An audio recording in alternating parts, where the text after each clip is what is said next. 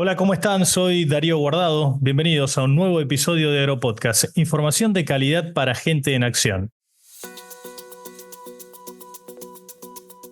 En el capítulo de hoy vamos a evaluar los avances y la posibilidad de que se concrete o no el acuerdo comercial entre la Unión Europea y el Mercosur y obviamente sus implicancias en el sector agrícola. Hablaremos con especialistas para saber cómo vienen las negociaciones entre ambos bloques en medio de las protestas de agricultores franceses en rechazo a este entendimiento. Todo esto y mucho más hoy en Agropodcast.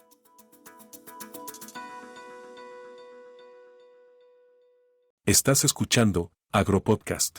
Estamos mejorando la productividad agrícola mundial y también mejorando la biodiversidad. Estamos aumentando el sustento de 500 millones de productores y también reduciendo las emisiones de gases de efecto invernadero. Estamos camino a una mejor administración de recursos y también marcándolo hacia una agricultura más sostenible.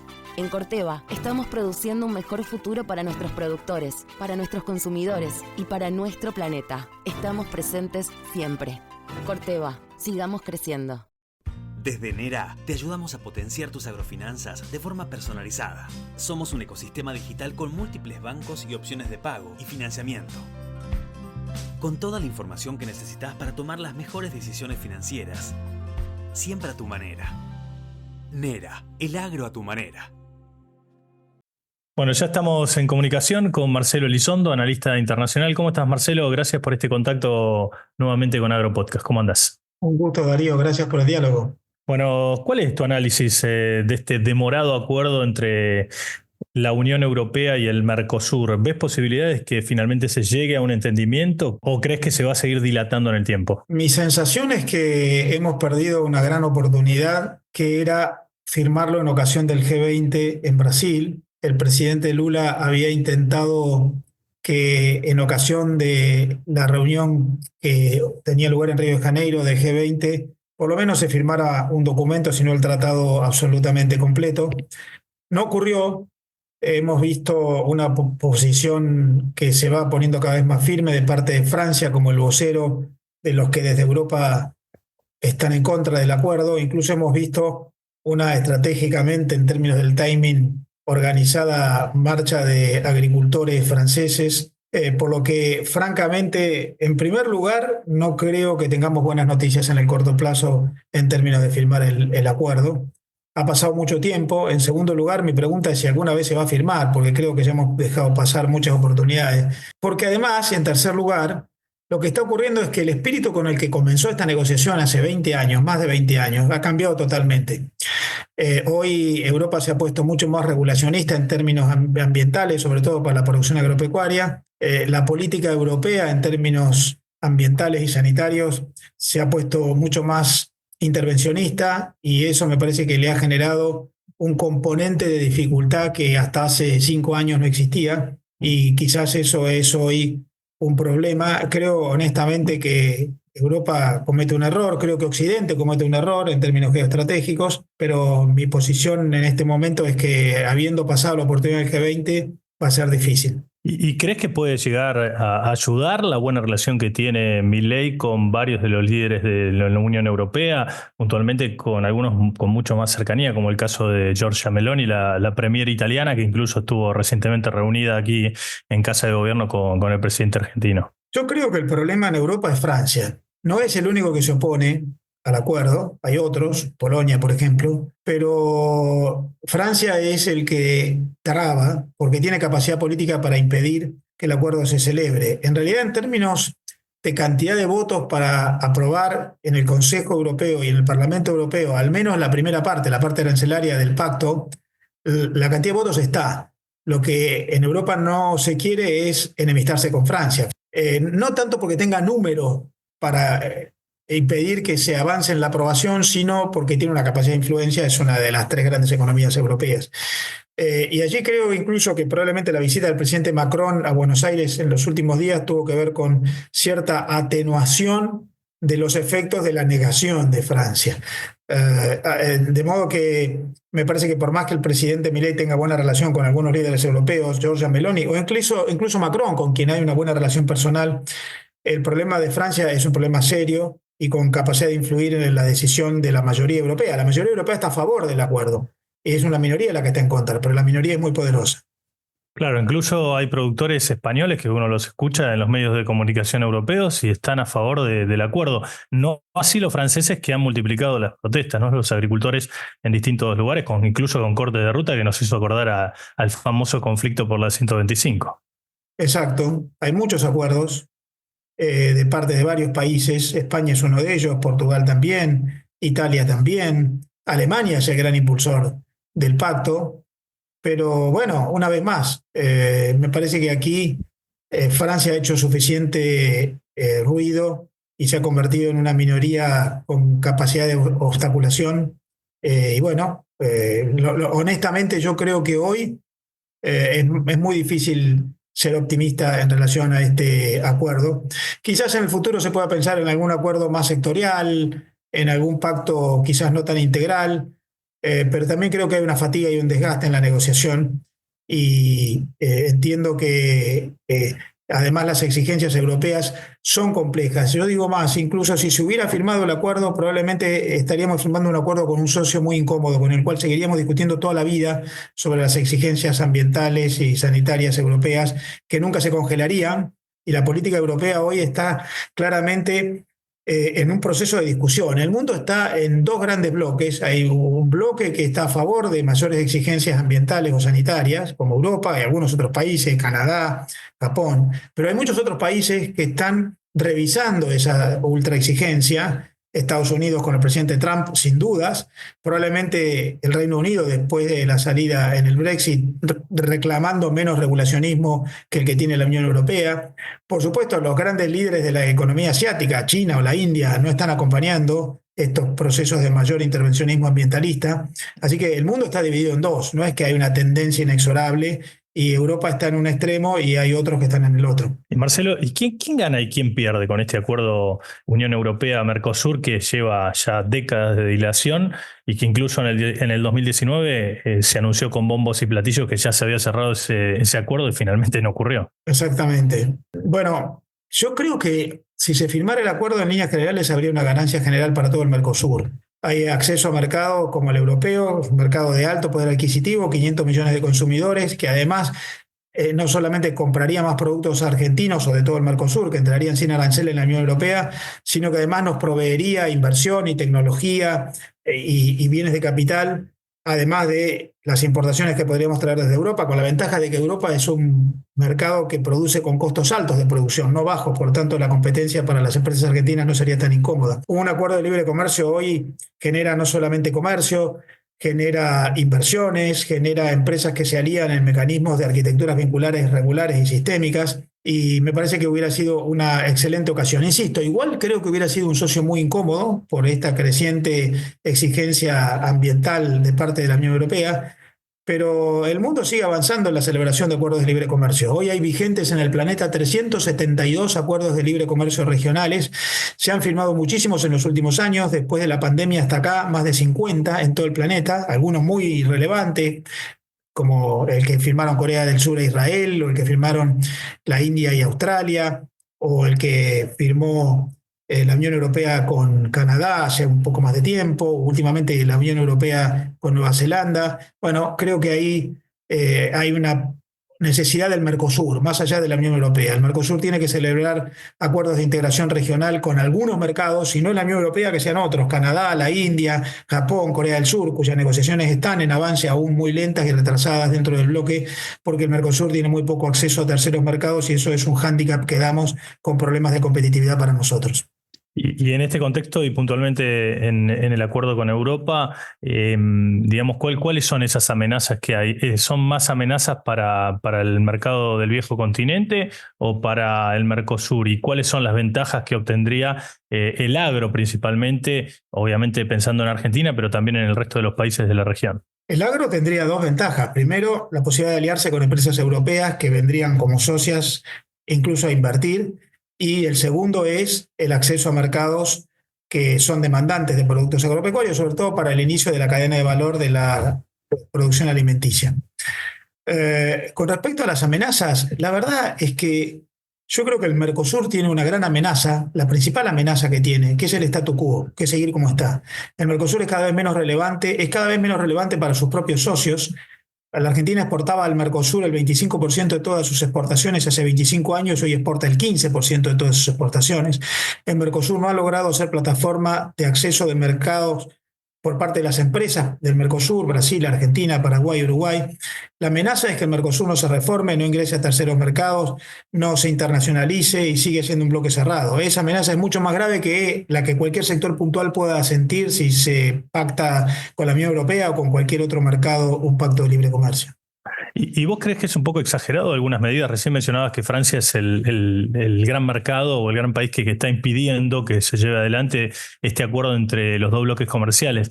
Hubo una medida recientemente de una empresa muy importante como Carrefour que no dijo su CEO, su gerente general, que no van a comprar más carne en el Mercosur, carne vacuna para todas las tiendas de supermercados en el viejo continente. Imagino que acá en Argentina no va a pasar eso por una cuestión lógica, que el consumo interno se lleva casi el 70% de la carne que producimos, ¿no?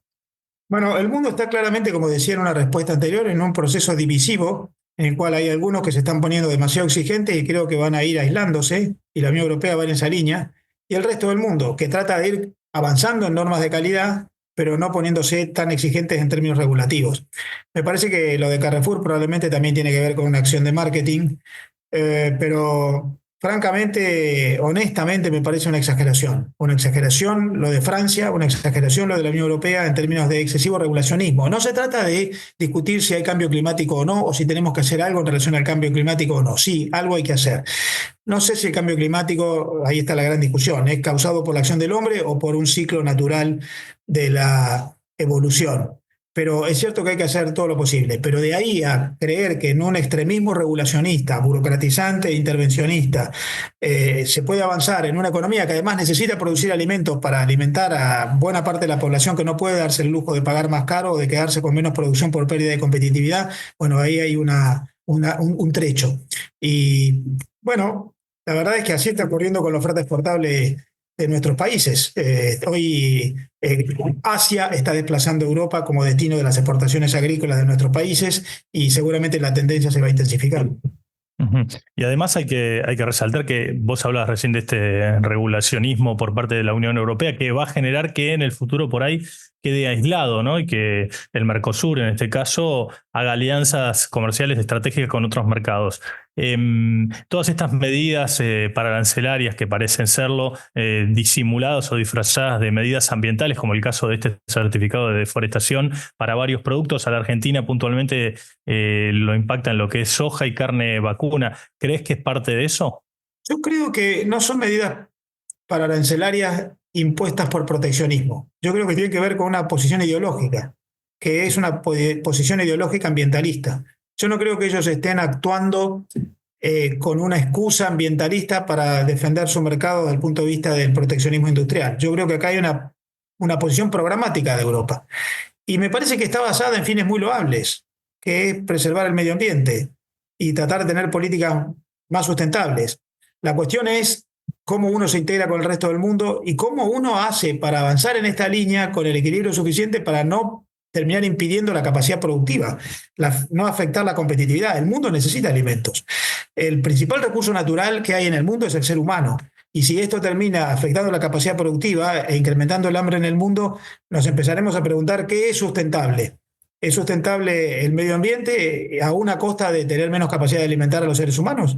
¿O lo más sustentable es que haya seres humanos que puedan alimentarse y alimentarse con costos de producción que permitan mejores precios? Yo no estoy negando el cambio climático, al contrario, hay evidencia de que el cambio climático ocurre, ni estoy diciendo que no tenga que haber políticas para morigerar el cambio climático, pero sí creo que tiene que haber un equilibrio y en eso creo que se está exacerbando en el mundo una discusión entre modelos.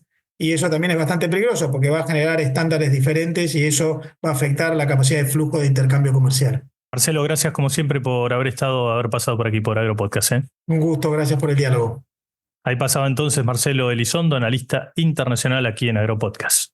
Estás escuchando Agropodcast. Bueno, ya conversamos ahora con Diego de la Puente, analista del mercado de granos. ¿Cómo andas, Diego? Gracias por estar con nosotros en Agropodcast una vez más.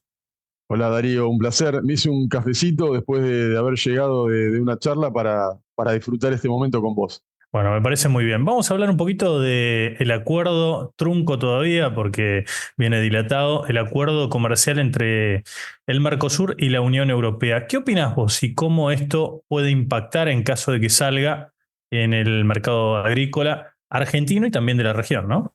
Sí, esto es de larga data, ¿no? Viene de hace 30 años negociándose, que sí, que no. Es difícil, porque obviamente que Francia es uno de los países que más se opone. Hay muchos países que están de acuerdo con esto, y las últimas protestas que ha habido de productores y demás ha sido en Francia, en donde, digamos, hay una fuerte resistencia, ¿no?, a hacer un tratado de este tipo, básicamente por los productos básicos, porque en definitiva un tratado de libre comercio es un tratado en donde vos le vendés productos y ellos te venden a vos.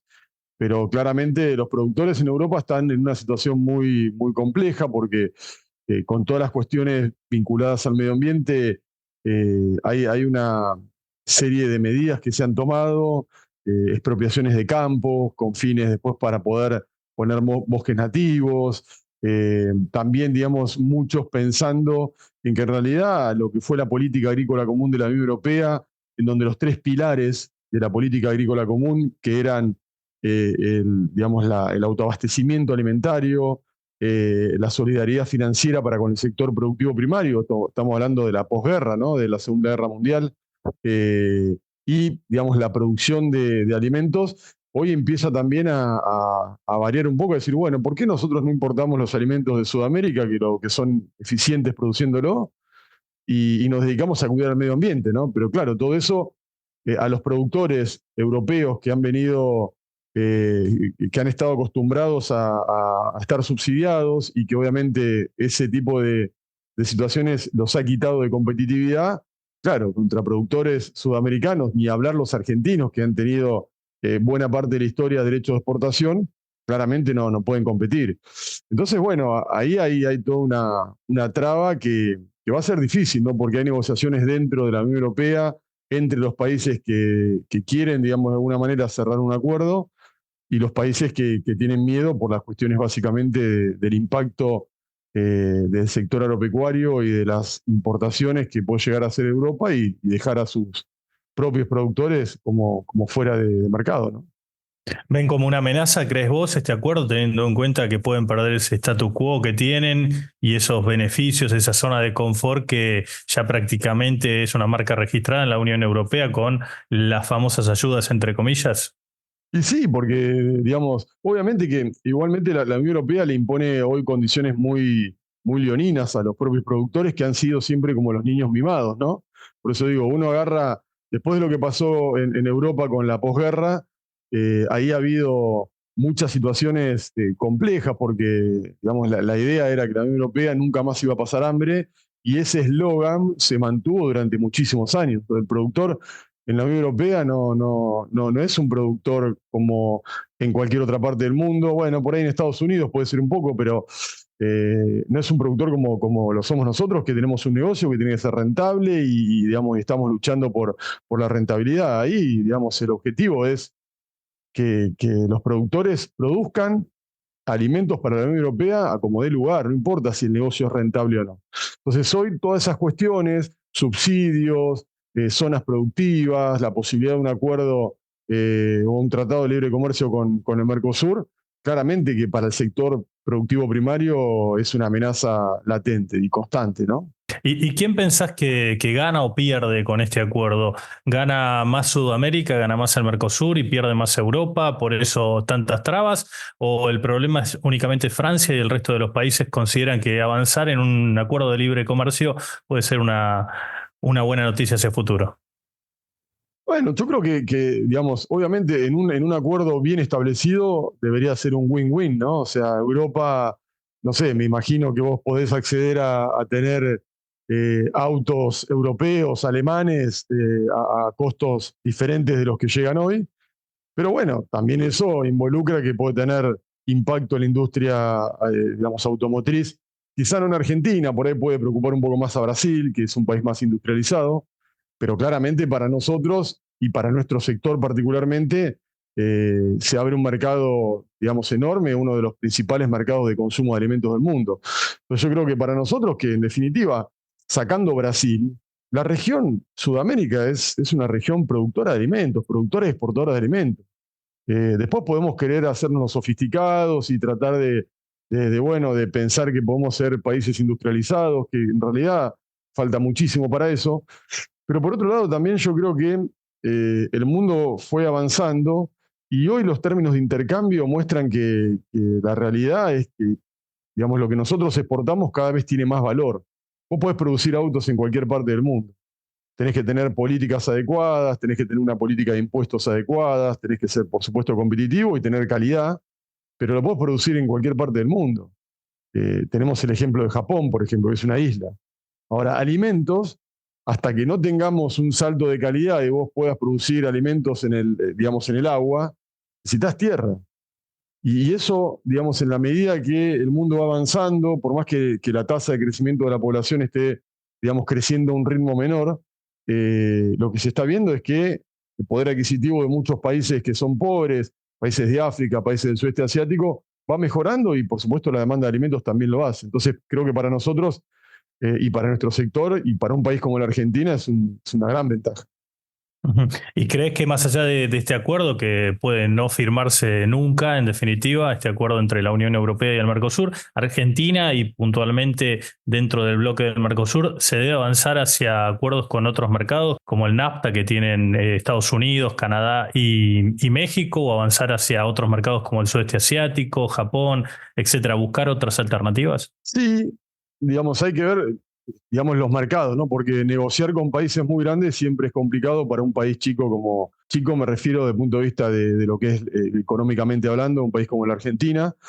Y por supuesto la llegada de Donald Trump a partir del 20 de enero del año que viene también va a ser un desafío interesante, porque Donald Trump, recordemos que pateó el tablero, se fue del Acuerdo de París, las cuestiones medioambientales no le importan, pateó, digamos, el Acuerdo Transpacífico de Cooperación Económica, que cuando lo asumió se estaba gestando y él dijo yo de acá me voy, se fue del NAFTA y después, bueno, se sentó a negociar en condiciones mucho más ventajosas para Estados Unidos.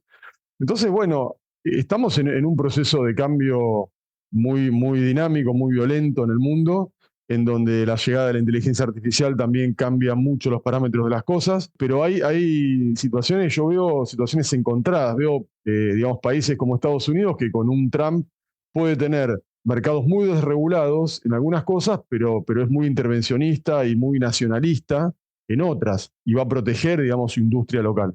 Entonces, vamos a ir viendo cómo se va desarrollando. Yo la verdad que después de tantos años de estar discutiendo, no soy muy optimista en ese sentido. Y bueno, y me parece que si, digamos, negociar un bloque como la Unión Europea con un bloque como el Mercosur, en donde también hay diferencias ideológicas, políticas, caso Milei, Lula, bueno, hay que ponerse de acuerdo en un objetivo superador que sea sobrepasar las ideologías que cada uno de los países tiene y bueno, y negociar ahí, digamos, un acuerdo que sea favorable para los dos. Pero es difícil. Un acuerdo bilateral entre un país y otro siempre es más sencillo porque vos podés ponerte de acuerdo más rápidamente digamos, y eso es mucho más fácil y más rápido de lograr. Pero la realidad es que para nosotros sería una cosa muy buena. Macri estuvo digamos, a muy poquito de lograr una situación de este tipo con la Unión Europea, pero bueno, finalmente por una cosa o por otra, siempre hay algún país que pone el grito en el cielo y bueno, poner de acuerdo 27 países o 26 países de la Unión Europea no es fácil. ¿Y cómo ves el tema de esta nueva política que va a impulsar los Estados Unidos con Donald Trump como presidente? ¿Crees que podemos llegar a tener una nueva guerra comercial con China? ¿Y esto cómo podría incidir en el mercado de granos y puntualmente en Argentina, ¿no? Uno de los principales productores y exportadores de commodities agrícolas? Mira, yo creo que hay dos visiones para mí, ¿no?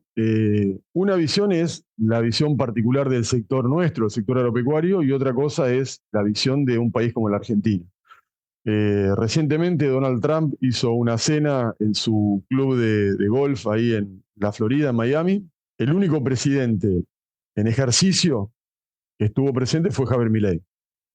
invitado por Donald Trump, pero también, digamos, Donald Trump con un ladero que es muy importante y que lo apoya mucho, que es Elon Musk. Entonces, creo que para el país puede ser o sea, me rememora esto mucho las relaciones carnales, entre comillas, que hubo en la década del 90 entre Menem y George Bush padre, ¿no? Me parece que ahí tenemos una ventaja, tenemos que negociar acuerdos con el Fondo Monetario Internacional. Estados Unidos es el principal socio y el principal aportante al Fondo Monetario, con lo cual también uno puede pensar en el Fondo Monetario que cierra acuerdos con países y tiene que marcar objetivos y revisiones, pero también hay mucho de política ahí, ¿no? Si Donald Trump levanta el tubo, la llama a Cristalina Georgieva y le dice, mirá, dale una mano a la Argentina, seguramente que eso va a ser tenido muy en cuenta. Y después tenemos el sector, o sea, esa es una de las partes, ¿no? La parte positiva. La parte negativa es, bueno, habrá que ver. Donald Trump dijo que él viene a pacificar el mundo, quizá un magnate mega multimillonario, súper conocido, famoso, que ya fue presidente de Estados Unidos, venga por el bronce, y quizá el 20 de enero, que hay que estar muy atentos al discurso que va a dar, digamos, cuando asuma en el Capitolio de los Estados Unidos, por ahí, digamos, tiene una visión muy distinta de lo que fue su primer mandato. Pero bueno, hay ciertas señales, ¿no? Los nombramientos como lo que va a ser la secretaria de Estado, el que va a estar encargado de la parte fronteriza, ¿no? Con el tema de los inmigrantes, el que está designado en lo que va a ser, digamos, su mandato como presidente o como encargado de la Agencia de Protección Medioambiental de Estados Unidos. Y bueno, son personajes, digamos, interesantes, ¿no? Lee Zeldin, que es el que va a encargarse de la EPA, en algún momento firmó una carta diciendo que los biocombustibles que no se podía sobrepasar un límite del 15% en la mezcla de etanol con nafta porque no tenía sentido. Bueno, todo eso también frena un poco las inversiones en Estados Unidos para producir diésel renovable, HBO. Entonces digo, hay que ver a ver qué pasa, ¿no? Pero el discurso va a ser muy importante, pero ya sabemos que Donald Trump lo que sí va a hacer es acelerar mucho los procesos. En el año 2016, cuando gana las elecciones, asume el 20 de enero del 2017, tardó un año en declararle la guerra comercial a China. Lo que se estima, o lo que por lo menos el mercado prevé, es que Donald Trump las decisiones de política comercial, arancelaria que tome, las va a hacer mucho más rápidas. Y obviamente que el mercado va jugando. Esto es un tablero de ajedrez donde los trebejos, que son las piezas de ajedrez, ya se están moviendo. Entonces, por supuesto que lo que sí te puedo garantizar es que salvo que salga con un discurso muy conciliador, lo que vamos a tener es aumento de volatilidad. En un contexto de precios que son, digamos, en términos reales, de los más bajos de la historia, ¿no? Porque uno ve los precios nominalmente y decís, bueno, qué sé yo, una soja que vale $370 en Chicago, un maíz que vale 160, 160 y pico, no está tan mal. Pero cuando vos lo deflacionás a esos precios, estás a 10, 15 dólares de estar en los precios que tuvimos a fines de la década del 90, a principios del 2000, que son los precios más bajos de la historia prácticamente, o uno de los más bajos. Entonces, cualquier cosa que se haga desde este punto de vista que tenga impacto en los precios de forma negativa, bueno, hay que tener en cuenta que hoy la rentabilidad del sector agropecuario, no solo en la Argentina, que además tenemos derecho de exportación, sino en el resto del mundo, es muy finita. Diego, te agradecemos como siempre tu charla con Agropodcast. Un abrazo grande para todos, un placer para mí. Diego de la Puente, analista del mercado de granos. Llegamos al final de Agropodcast, les agradecemos como siempre que nos hayan escuchado y los esperamos dentro de una semana para disfrutar de un nuevo episodio. Chau, que la pasen muy bien. Escuchaste Agropodcast. Conducción, Darío Guardado. Producción, Big Tecnia, Contenidos Digitales.